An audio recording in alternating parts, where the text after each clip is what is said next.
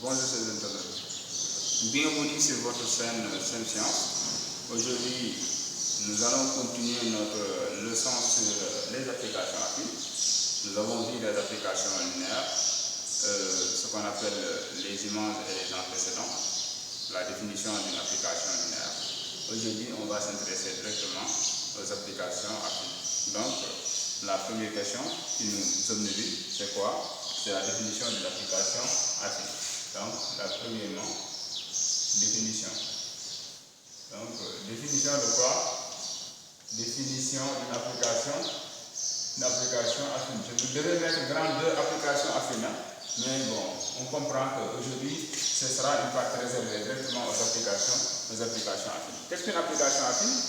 Bon, supposons il y a quelqu'un qui loue un appartement, voilà, et il vous dit que pour que je vous loue cet appartement, il faut que vous donniez une caution de 20 000 francs et chaque mois vous donnez 15 000 francs. Les 20 000 francs que vous avez donné est un constant, ne change pas.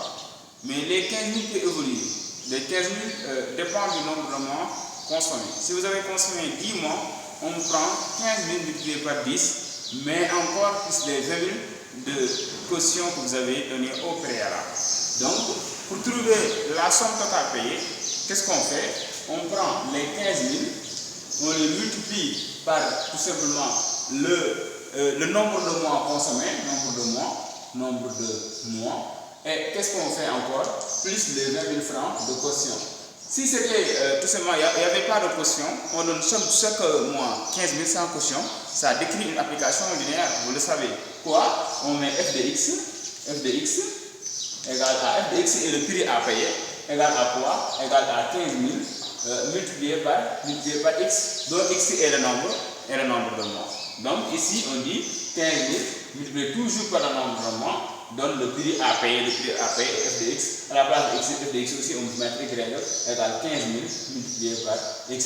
Mais s'il y a une caution au préalable donné, on met la caution ici, 20 000. Ça sera un constant, c'est-à-dire ne change pas. À chaque fois que vous voulez calculer le prix total dépensé par tout simplement le locataire, il prend tout simplement 15 000 multiplié par le nombre de mois, mais plus tout simplement les 20 000 francs qu'il a donné au début tout simplement de cette location. Donc, cette application-là qui permet tout simplement au loyer de trouver la somme payée avec la caution est appelée application affine. Donc, étant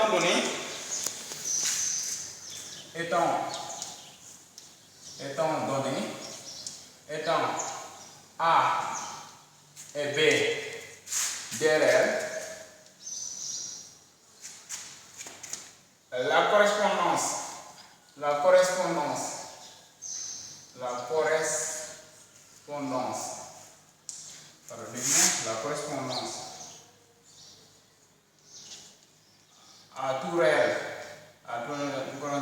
tout réel,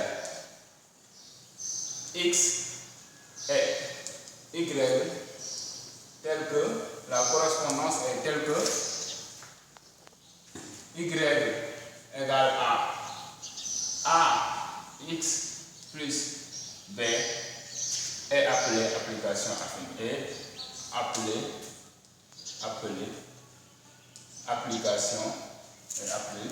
application affine.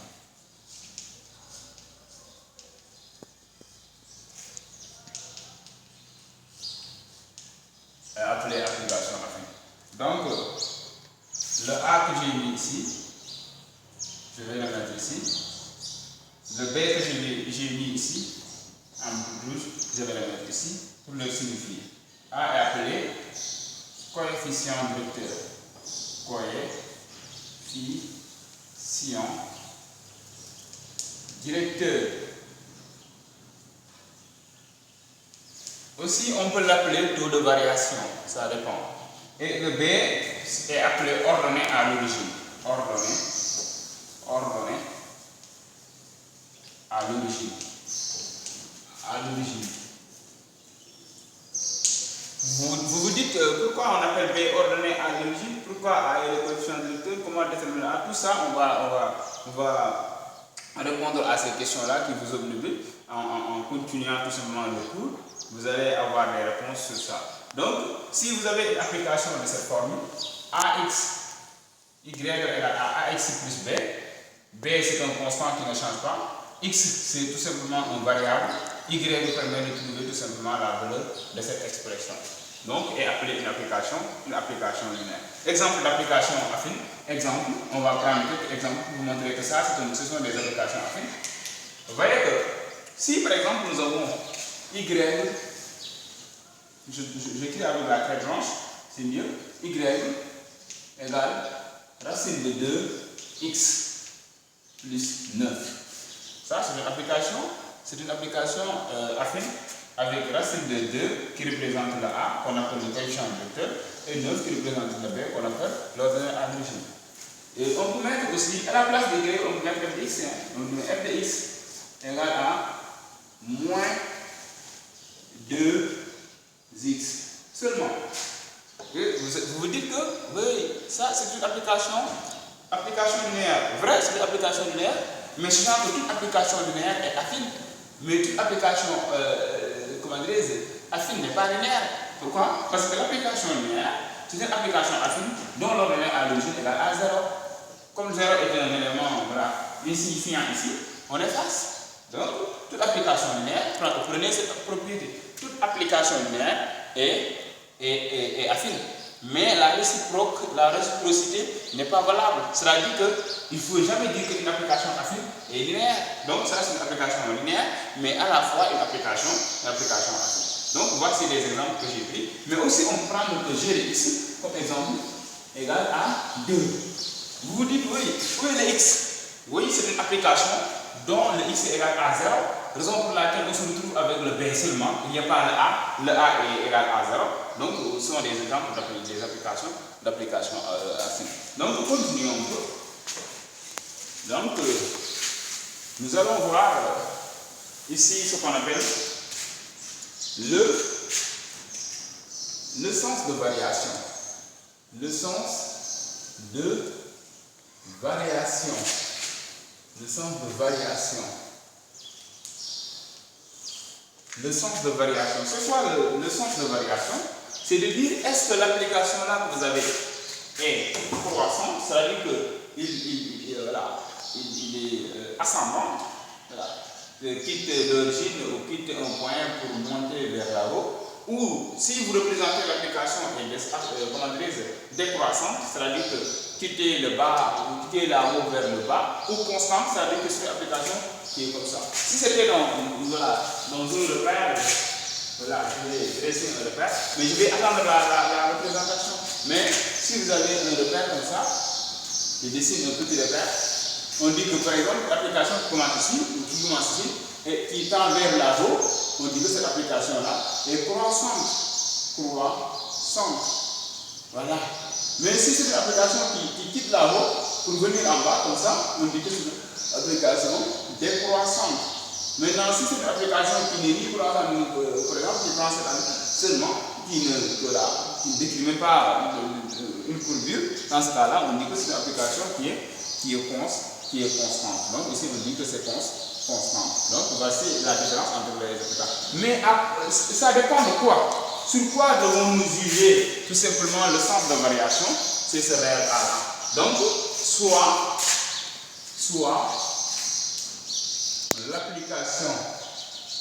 l'application affine y égale quoi? Égale à x plus b. Donc, je vais mettre si A est positif, c'est-à-dire que si A est un nombre positif, soit l'application, on dit que l'application ou l'application, que ça soit affine ou linéaire, est croissante. Donc, je vais attirer un peu votre attention sur ce mot croissante. Ça suffit croissante. Maintenant, à la ligne, on met ici des conditions. Des conditions si A est un nombre négatif. Si A est un nombre négatif. On dit l'application est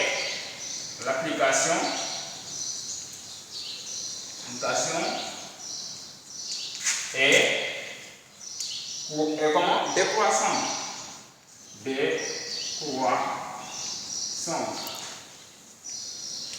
Et si, dernièrement, si A égale à 0, ça veut dire que comme l'application qui est là, 2 seulement, on dit que c'est une application constante. Si A égale à 0, maintenant, l'application est constante. L'application est constante. Donc, vous voyez, c'est ce qu'on appelle le sens de variation. Donc, le sens de variation d'une application, que ça soit une application linéaire, une application affine, dépend de son coefficient de directeur ou de taux de variation. À deux noms, on peut l'appeler à coefficient de directeur, on peut l'appeler taux de variation. Maintenant, si ce taux de variation ou le coefficient de directeur est positif, on dit que l'application est croissante. Et si tout simplement le taux de variation est négatif, on dit que l'application est décroissante. Et si c'est un nombre égal à 0, on se trouve avec une application constante, c'est-à-dire qui est représentée seulement par l'ordonnée à l'origine. On va prendre quelques exemples. Exemple.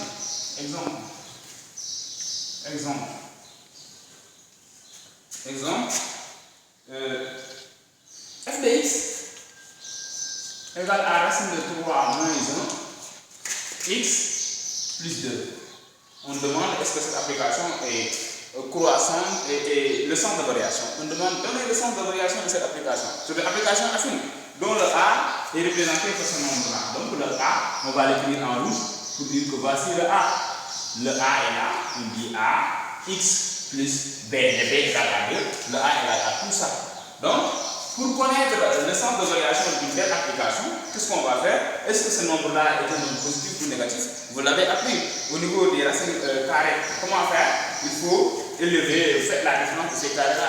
Donc, on met racine 3, le tout au carré, moins 1, le tout au carré. On va regarder. Donc, on va comparer les deux carrés. Donc, on se trouve avec quoi? On se trouve avec racine de 3 au carré, ça va donner 3. Le A au carré, c'est A. Bon, voilà, si A est un nombre positif, je le verrai bien. Donc, ça donne 3 moins 1 au carré, ça donne 2. Et ce qui va me donner 2.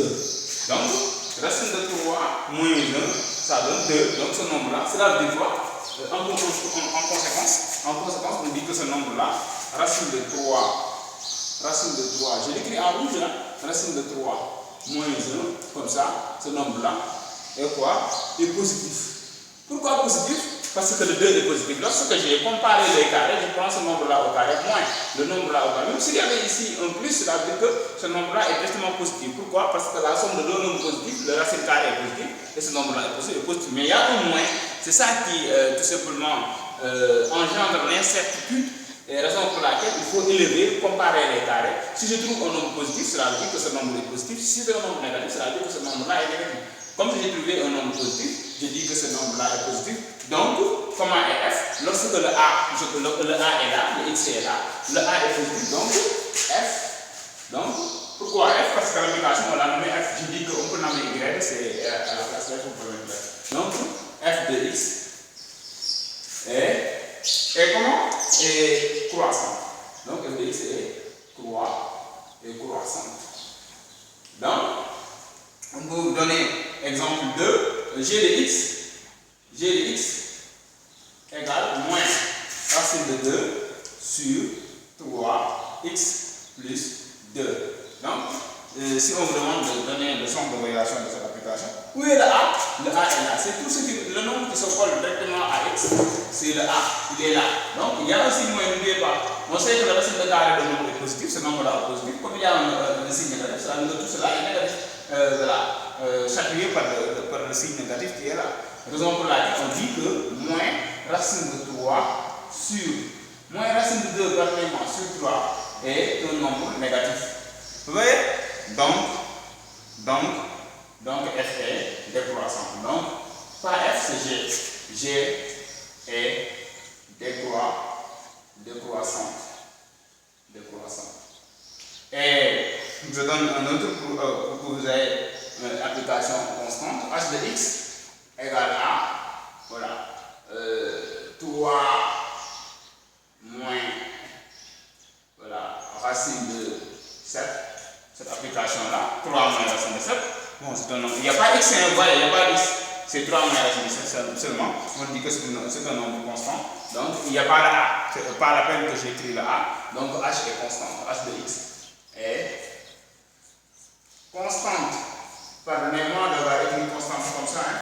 Donc on va directement entamer ce qu'on appelle comment calculer la a maintenant dans un exercice, comment calculer la a, quelles sont les informations nécessaires qu'on doit nous fournir pour qu'on calcule la a. Donc c'est ce qu'on va apprendre ici pour voir. Calcul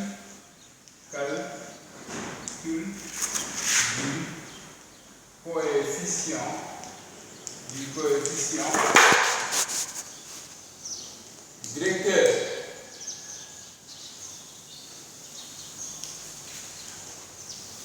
Bon, je vous rappelle que quand vous avez l'application de cette forme, par exemple, vous avez, on considère, voilà, si vous avez f de x, on considère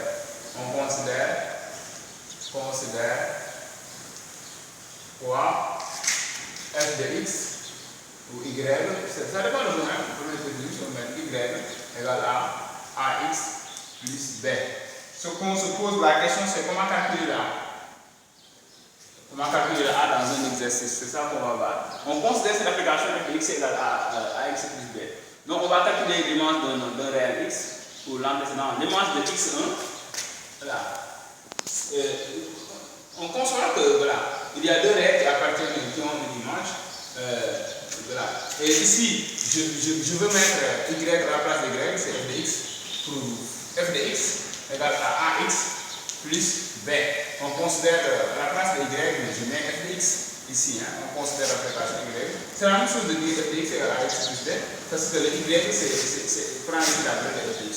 Donc, si x1, voilà, l'image de x1, l'image de x1, un réel x1, l'image de x1, donne quoi?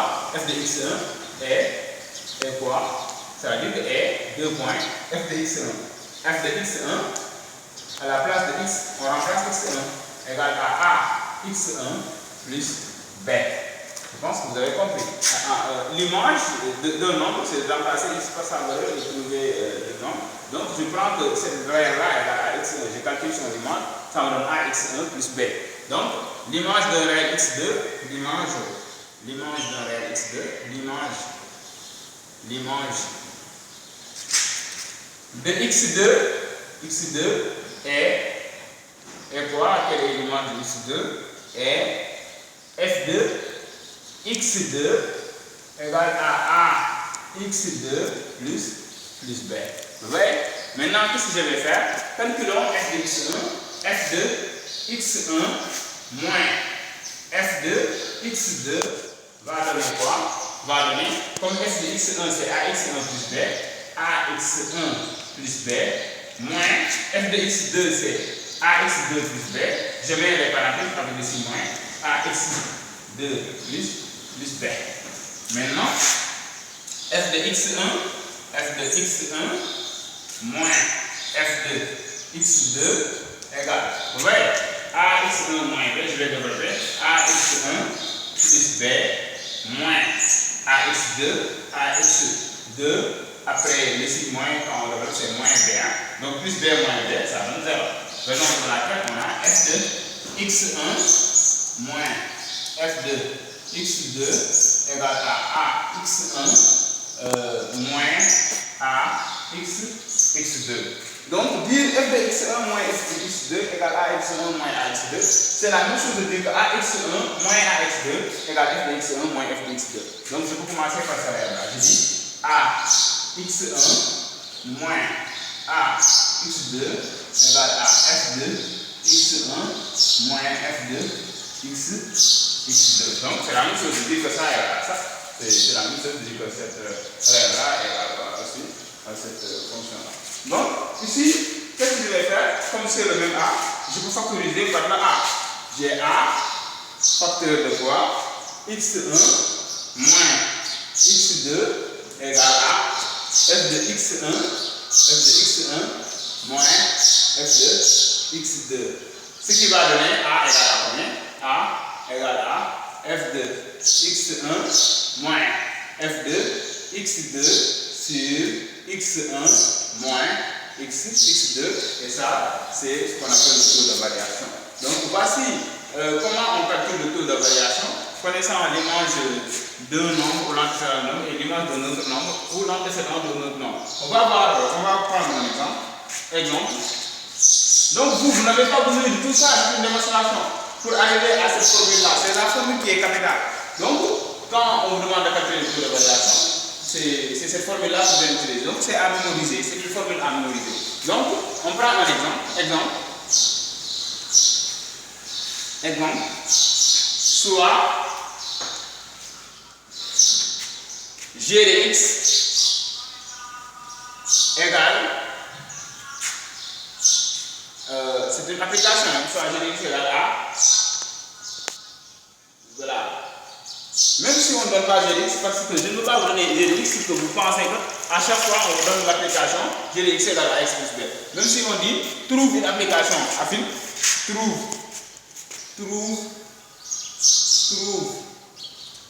une application affine dont on utilise une application affine f de x, on peut mettre ici f de x par exemple, f de x dont f de 3 égale à moins 1 et f de moins 2 égale à moins 6. Donc, on vous demande de trouver une application affine. Qu'est-ce que cela veut dire? Trouver une application affine, c'est trouver, on dit, exemple, on dit réponse possible, qu'est-ce qu'on va faire? F de x, on sait que f de x, comme c'est une application affine, ça s'écrit sous la formule ax plus b. Trouver cette application affine revient à trouver les règles a et b seulement. Donc, pour trouver une application affine, trouver l'application affine,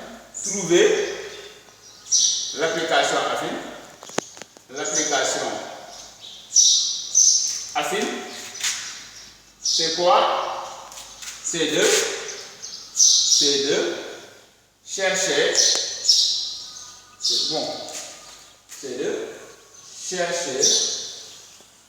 la valeur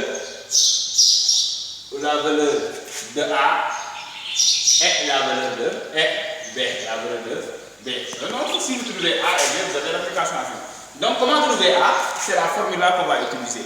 Donc, on dit A égale à F2, on doit donner F de 3, F de X1, F de 3, moins F de quoi? On doit donner F de moins 2, F de moins 2 sur quoi? Le réel qui est là, vous le mettez ici, c'est 3, moins, et le réel qui est là, vous le mettez ici, moins 2. Avec le signe, hein, s'il n'y avait pas moins avec le signe, on le met. Le moins là, c'est le moins de la formule. Donc voilà, 3 moins 2, je l'amène moins 2. Hein. Donc, c'est cette formule-là que j'ai utilisée. A égale à f de moins 3. Quelle est la valeur de f de moins 3? Regardez ici, f de moins 3 égale moins 1. Vous voyez, moins 1 est la valeur de f de moins 3. À la place de f de moins 3, je mets moins 1. Après le signe moins là, je mets moins. F de moins 2, on dit moins 6. Comme il y a un signe moins qui revient, je mets un facteur comme ça pour mettre moins 6. Parce que f de moins 2, ça c'est moins 2, hein, c'est f de moins 2 égale à moins 6 ici, hein, égale à moins 6. Regardez ici, moins 6. Hein. Donc je prends cette valeur-là. Donc 3 moins ça donne plus 3, donc plus 2. Je mets ici A égale à quoi? Moins 1, moins, ça donne plus 6. Et sur 3 plus 2, ça donne 5. Et égal à quoi? Vous avez 1, moins 1 plus 6, ça donne 5. 5 sur 5 donne quoi? Donne 1. 5 sur 5 donne 9. Vous avez la valeur de A, donc vous remplacez A par sa valeur ici sur l'application f de x. Donc vous avez f de x égale à combien? A c'est 1, donc on met x seulement, 1x, 1, voilà, plus b, plus b, parce que nous avons trouvé la valeur de A. Ça me reste maintenant la valeur de b. Ça reste la valeur de b. Donc, comme nous avons f de x, je recopie ici, nous avons f de x égale à la valeur de ax c'est 1, on met x seulement, plus b. 1x c'est la même chose que x. Hein? Et comment trouver le b? Ici c'est un choix. On vous a donné sur l'exercice f de 3 égale moins 1 et f de moins 1 égale moins 1. Soit vous utilisez ça, soit vous utilisez ça. Mais vous ne pouvez pas utiliser les deux à la fois. Utilisez tout simplement l'une des données. Par exemple, ici j'utilise f de 3 égale moins 1. Comme f de 3 égale moins 1, on sait, c'est-à-dire on sait quoi? On sait f de 3 égale moins 1. C'est que quand vous remplacez x par 3, vous trouvez moins 1. Qu'est-ce que je vais faire? À la place de f, je vais calculer f de 3. Comment calculer f de 3? Ici j'ai x, je remplace x par 3, égale. Ici j'ai x, je remplace encore par 3, plus b. On dit cette valeur-là égale à moins 1. Donc qu'est-ce que je vais en tirer? Je vais tirer cette valeur-là. Voilà, parce qu'on dit 3 plus b égale à moins 1. B égale à moins 1. Le 3 qui vient ici, ça donne moins 3. B égale à moins 4. Et c'est fini, j'ai trouvé la valeur de x. F de x égale à x, b c'est moins 4, moins 4. Et voici comment trouver une application. Est-ce que vous pouvez utiliser l'autre donnée, f de moins 2 égale moins 5? Comme ça, il va trouver aussi la même application. Donc, continuons. Nous avons vu comment calculer le nombre de variation. Qu'est-ce qui reste? Il y a ce qu'on appelle la représentation graphique et ce qu'on appelle les applications linéaires associées. Donc, les applications linéaires associées, 3, 4, on va voir d'abord application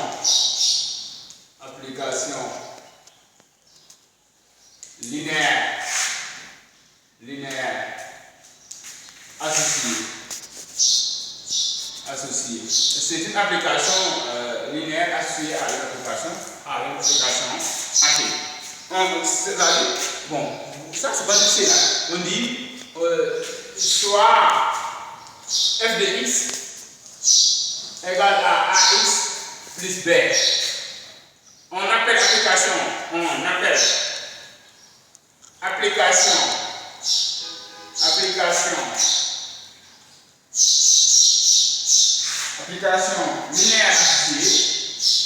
linéaire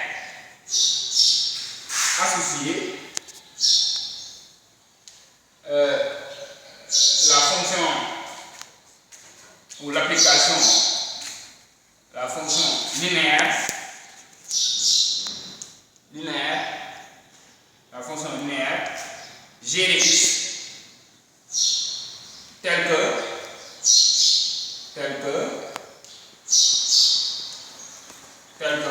g de x égale à x. Donc, à la place de ax, on met g de x. Donc, g de x est une application linéaire. C'est une application linéaire associée à cette application affine-là. Donc, supposons que je donne un exemple, c'est tellement simple. Par exemple, vous allez comprendre à partir de cet exemple-là. Exemple, soit f de x égale à moins 9 septième de x plus 2. Quelle est l'application linéaire associée à cette application affine? C'est cette application-là seulement. C'est l'application qui se retrouve avec x. Donc, l'application linéaire associée. Je vais dire application linéaire associée égale à ne mettez pas à la, hein? Ne mettez pas à la sur votre copie. C'est une application linéaire associée. C'est pour gagner assez de temps. Et quoi? Égale à moins 9 septième.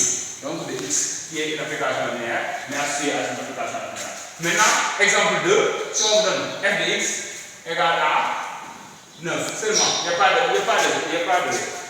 x ici, il n'y a pas de variable x. Quelle est l'application linéaire? Il n'y a pas de ax, donc c'est 0. On dit que l'application linéaire associée à ça égale à 0. Donc, etc. Ça, l'application linéaire associée. C'est toute l'application qui est de forme ax, voilà, qui est aussi sur f de x. Et maintenant, on va s'intéresser à la représentation graphique, la dernière partie représentation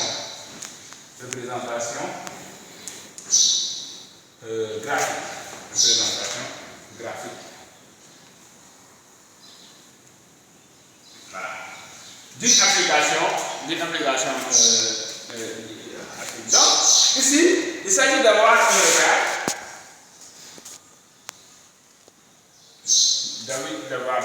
J'ai l'axe des ordonnées. Ici, c'est l'axe des abscisses. Et ici, ça doit former un angle droit. Ici, c'est l'origine O. Donc, 1, 2, 3, 4, 5. 1, 2, 3, 4, 5, 6. Moins 1, moins 2, moins 3, moins 4, moins 5, moins 6. Moins 1, moins 2, moins 3, moins 4, moins 5, moins 6. Donc, voici le repère. On va représenter les applications, l'application par exemple GX. Représenter GX égale à moins 2x plus 2. Donc, comment représenter l'application affine sur un repère? Suivez-moi. C'est très facile de représenter cette application. Il faut que vous suiviez. Donnez l'ordonnée à l'origine. C'est le constant, le nombre qui n'a pas x. 2. C'est l'ordonnée à l'origine. Il répond à son nom. Ordonnée, on a deux axes. L'axe des abscisses qu'on nomme x et l'axe des ordonnées qu'on nomme y. Donc l'axe là est appelé l'axe des ordonnées. Et si on dit l'ordonnée à l'origine, c'est que la droite doit forcément passer par ce repère-là parce qu'il est à l'origine. Par ce point-là, je veux dire. Donc le point égal à 2. Le 2, toujours, le 2 n'est pas repéré au niveau des abscisses, il est repéré toujours au niveau des axes des ordonnées. Je mets moins 2. J'ai un point. Ce point-là, forcément, la droite doit passer par ce point-là. C'est une application affine. Et l'autre point, je vais choisir un autre règle x, mais ce x-là doit être différent de 0, parce que si égal à 0, je trouve le même point, et le fait de gagner le temps là, je commence à perdre du temps. Qu'est-ce que je vais faire? On choisit x différent de 0. Dès que vous mettez je choisis un réel n'importe quel nombre sauf 0. Donc le nombre, je vais choisir x égale à 1. X égale à 1. Bon. Si x égale à 1, on calcule g2. G de 1 égale à la place de x, je mets un moins 2, facteur de 1. Plus 2. Ce qui donne que g de 1 égale à quoi? Égale à moins 2 fois 1, ça donne moins 2. Plus 2. C'est bon? Et g de 1, je donne moins 2 plus 2, ça donne 0. Qu'est-ce que ça veut dire? Si x égale à 1, y égale à 0, je trouve un point dont en haut c'est 1, le nombre que j'ai choisi, et en bas c'est 0, je vais placer ce point-là dans ce repère. Sur ce repère. Donc 1, au niveau des abscisses, 1 est là. 0, bon, donc si par exemple vous avez un coordonnée dont l'un est nul, donc le nombre là, ce point là est sur voilà, sur les abscisses, soit sur les ordonnées, sur un axe, je veux dire. Hein. Donc ce point là est sur un axe, soit sur l'axe des abscisses, soit sur l'axe des ordonnées. Comme il a un rayon x1 et y0, il se trouve au niveau des axes 1. Donc la droite qu'on représente doit passer par ces deux points là, comme ça. Hop, c'est une application qu'on a G2, etc. Donc, c'est comme ça qu'on représente une application affine. Et cette application linéaire, ça doit forcément passer par l'ordonnée à l'origine, par l'origine du repère. Mais comme ça ne passe pas par là, c'est une application affine. Donc, regardez la vidéo qui précède cette vidéo. Donc, vous allez voir que j'ai dit que l'application linéaire, c'est une application qui part toujours par l'ordonnée à l'origine. Donc, ça ne doit pas ordonner à l'origine, par l'origine du repère. Comme on a une application ici qui est affine, ça ne doit pas passer par là. Mais si on a beaucoup d'applications linéaires, une application affine, raison pour laquelle c'est un peu compliqué d'étudier ça. Donc, qu'est-ce qu'il nous reste, les gens? Donc, vous avez un exercice d'application à faire. la maison. Vous allez essayer cet exercice d'application-là. On va le corriger et donner un autre exercice et corriger.